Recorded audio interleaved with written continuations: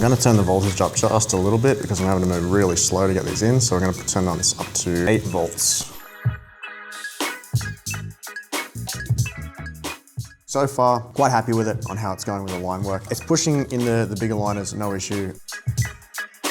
Got it on 8 volts. Usually on a 5mm stroke machine, I have it like on 6.5 to 7. But yeah, since this is only 4.5, we've got it running a little bit harder.